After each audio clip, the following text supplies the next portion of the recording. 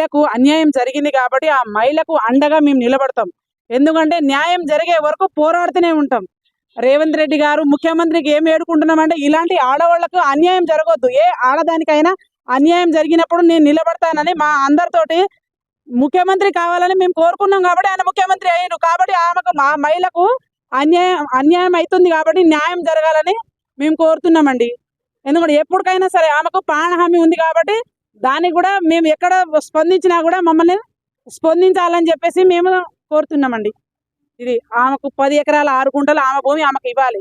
ఆయన చెత్త కలుపు మొక్కలో ఒక చెత్త లాంటోడు పొలంలో ఒక చెత్త లాంటోడు ఆ కలుపు మొక్కను పీకేయాలి. అన్యాయం జరిగిన దగ్గర వాడిని పీడియాక్ట్ కేసు పెట్టి చీటింగ్ కేసు పెట్టి వాడిని లోపలేయాలి. అలాంటి దుర్మార్గులని అట్లాంటి దుర్మార్గులు చాలా మంది అందరిని ఆగం చేస్తూ ఉంటారు.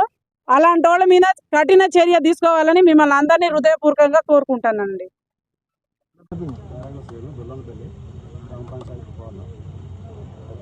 మేడం వచ్చేసి పొలం అమ్మే సంగతి తెలుసు మాకు. ఎవరి పొలం ఎవరికి అమ్మారు? ఆ ఊరు రైతులు వీళ్ళకి అమ్మడం తెలుసు, ఊరు మొత్తానికి తెలుసు. మళ్ళీ ఏం చేశారంటే దున్నారు చేసారు నైట్ నైట్ వేరంగులు వికాపల్లి వీరేష్ వాళ్ళకి అమ్మేరు. ఊరు వాళ్ళకి వచ్చేసి ఏమైందంటే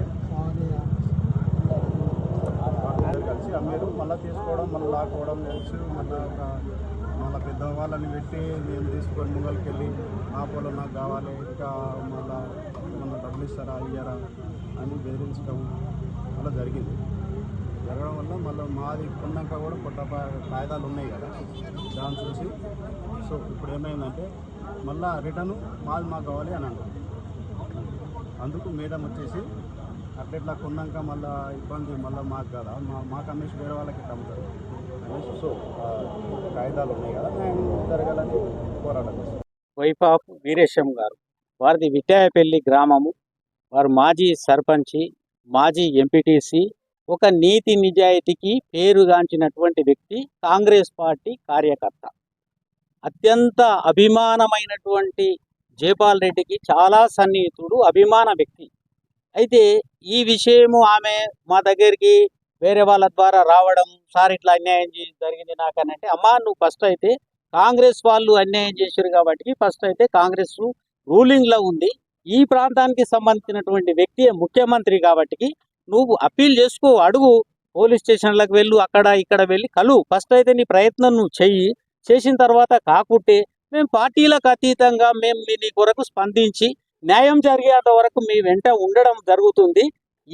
ఈమెకే అనేది కాదు, ఈ రోజు నుంచి మీ అందరి ముందర కూడా నేను నా వ్యక్తిగతంగా ఒక ప్రకటన కూడా చేయదలుచుకున్నా. న్యాయానికి న్యాయం జరగాలి, న్యాయానికి న్యాయం జరగాలి అనేటటువంటి ఒక కమిటీని కూడా ఈ మండల స్థాయిలో, నాది ఈ మండలం కాబట్టి ఈ మండల స్థాయిలో ఏర్పాటు చేసి ఎవరికైనా సరే ఈ మొక్కదాని కాదు, ఈ మండలంలో నిజాయితీగా వాళ్ళకు నిజాయితీగా అన్యాయం జరిగితే ప్రభుత్వాలు స్పందించాలి. మీకు అందరికి తెలుసు, మనం ఓట్లేసి గెలిపించుకున్నాం నాయకులను, వాళ్ళు స్పందిస్తలేరు. వాళ్ళు వెనకటికి ఓటు చెప్పిండు, ధర్మం చెప్పురా ధర్మం అంటే దూడభార్య నాదేరా అన్నాడు.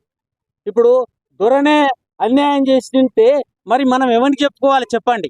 ఇలా పాలకులే అన్యాయం చేస్తే వాళ్ళు ఒక పోలీస్ స్టేషన్లో కంప్లైంట్లు ఇస్తాం అనుకోండి, ఇచ్చినప్పుడు అయ్యా ఈ పొలం ఎవరిది, ఎంఆర్ఓ గారిని సంప్రదించైనా లేకుంటే ఈమె పొలం ఆమె దరఖాస్తు తీసుకొనైనా నీ తాన ఏం రైట్ ఉంది, వాళ్ళ తాన ఏం రైట్ ఉందని పరిశీలించి మీ తప్పని చెప్తే ఇక్కడనే ఆగుతుంది.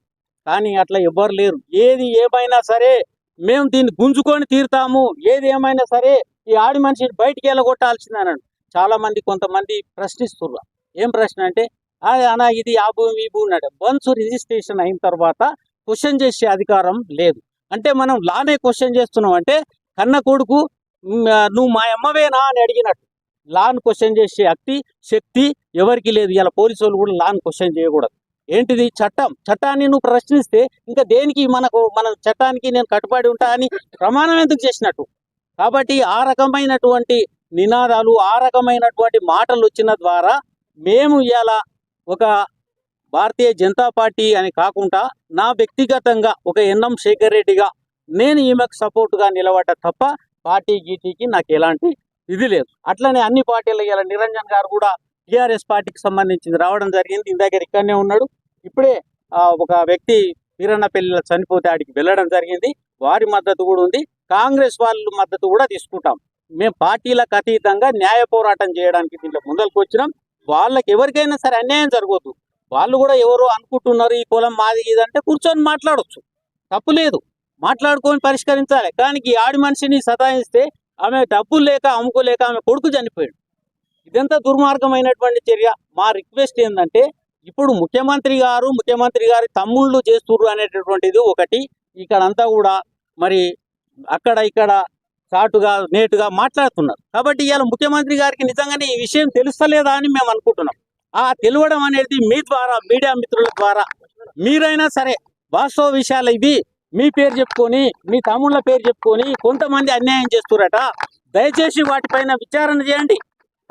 మీకున్నటువంటి ఏదైతే చట్టాలు ఉన్నాయి, చట్టాల ద్వారా ఎవరు చేస్తున్నారు, ఎందుకు చేస్తున్నారు అని మీరు కూడా విచారణ చేసి ఇది వాస్తవమా కాదా అని చేయండి. లేదు అని అంటే మీకు తెలిసే ఇదంతా జరుగుతుంది అనేది ప్రజలు నమ్మేటటువంటి అవకాశం ఉంది. కాబట్టి దాన్ని కూడా మీరు పక్కన పెట్టాలని మేము కూడా కోరుతున్నాం.